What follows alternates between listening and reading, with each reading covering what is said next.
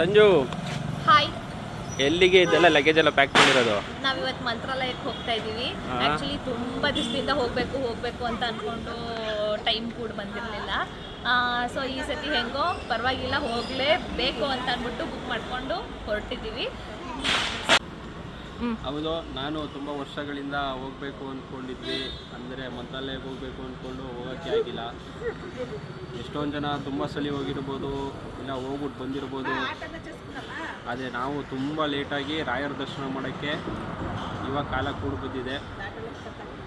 ತುಂಬ ಈ ರಾಯರ ದರ್ಶನ ನಮಗೆ ನಮ್ಮ ಜೀವನದ ಹೊಸ ಬದಲಾವಣೆಯನ್ನು ನಿರೀಕ್ಷೆಯಲ್ಲಿ ಹೋಗಿ ರಾಯರ ದರ್ಶನ ಮಾಡೋಣ ಅಂತ ಅಂದ್ಕೊಂಡಿದ್ದೀವಿ.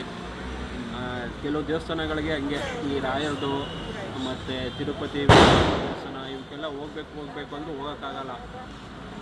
ಅದಕ್ಕೇನೋ ಗುರುಬಲ ಇರಬೇಕು ಅಂತ ಹೇಳ್ತಾರೆ.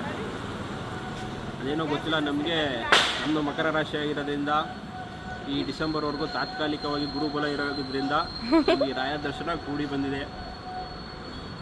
ಎಲ್ಲರೂ ನಮ್ಮ ಹೆಂಡತಿ, ಮಗು, ಮತ್ತು ನಮ್ಮ ಬಾಮೈದ ಎಲ್ಲರೂ ಫ್ಯಾಮಿಲಿ ಟ್ರಿಪ್ ಹೋಗಿ ರಾಯರ ದರ್ಶನ ಪಡ್ಕೊಂಡು ಬರ್ತಿದ್ದೀವಿ. ಥ್ಯಾಂಕ್ ಯು, ಧನ್ಯವಾದಗಳು ಅಂತ